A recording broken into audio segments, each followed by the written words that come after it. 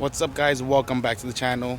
So today I'm going to be doing a quick overview of my 2012 Acura TSX wagon.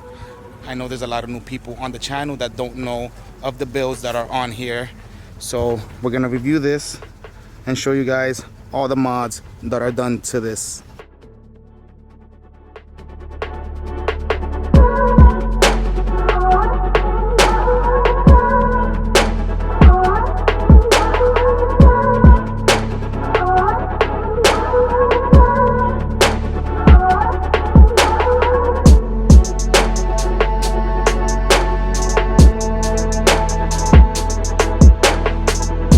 The interior wise, that's where we're gonna start.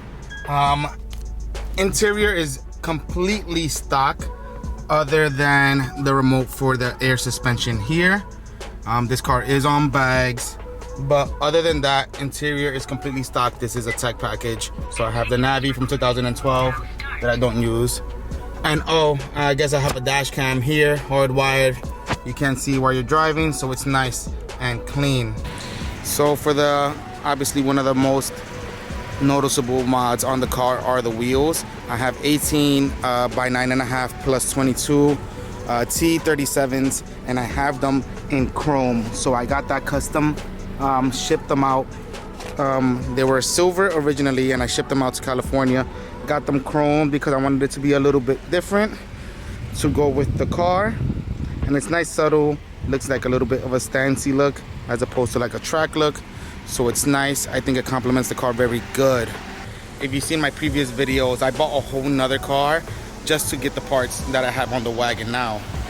So first off, the headlights, they're from a Honda Superior overseas, so they're projected by Xenons, completely different than the US ones.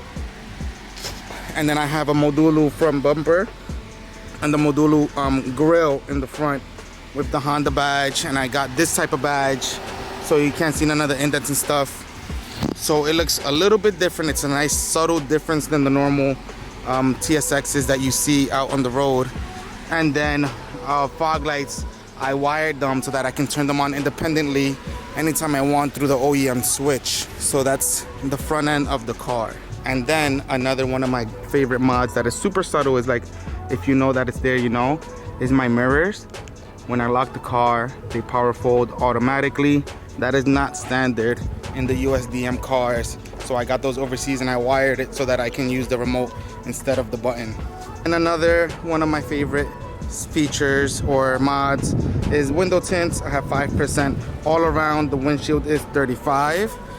So it's nice and dark. I feel like it looks really good with the color of the car. Nobody could see me inside, all that stuff.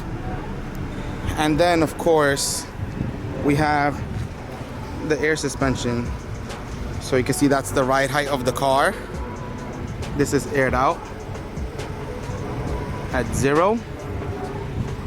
So a lot of people always ask, how do you drive a car that low, blah blah blah, etc etc. It's on air suspension. I have fly air struts, nice slim bag that fits with the spindle so it doesn't rub on that stuff. And I have True Heart upper control arms. There you can see it nice and clear. So it gives me nice, good settings. I have a nice, this is literally all the way up. So it goes, has a lot of travel. I think you can see it on the back as well. Yeah, you can kind of see it. So there it is. That's the rear. So from there, which is all the way up, air it out.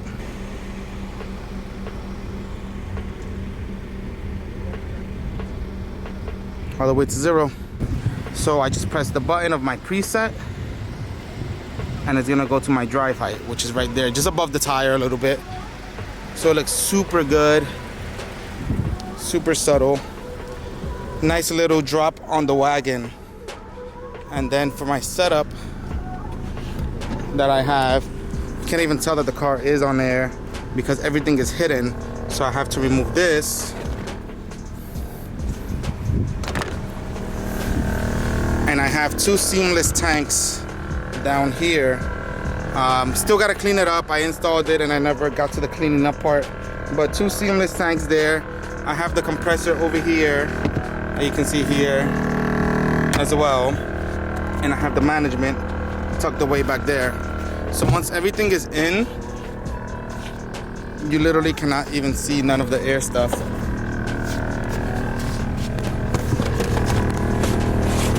Then I have the OEM cover that goes nice and over it. Perfect OEM stock look. Now the next mod that I'm gonna show, it's one that's very hard to duplicate correctly. When I did it, I posted it on the TSX Facebook page, like one of the forums, quote unquote, and a lot of people were wondering how to do it. So I'm gonna show you guys exactly what I'm talking about now. So normally on the TSXs that are 4-cylinder, you don't have this. It's the gas struts, and you don't have all these covers. These covers are for the V6. I'm missing this. I lost it. I gotta buy it. It's cheap. It's only like $10 or $12, something like that. But it's the V6 covers on the engine. And for the 4-cylinder, you have to modify a little bit, cut it here for the pulley. And then the gas struts is the hard part when it comes to converting these and having that. I had to add a bracket because the V6 has a bracket on here. So I added a bracket on each side to hold the strut. Then I made a hole on the hood to hold that strut. So now I don't need the prop stick, and it just stays up and it looks nice. I can close it just like the V6. But yeah, and then one more thing I forgot about the outside is this little antenna is from the sedan because the wagons come with an ugly antenna that go on top. So I put that, installed that, looks a lot cleaner. So this is drive height of the car. So yeah, I think this looks really good. Perfect daily, super comfortable.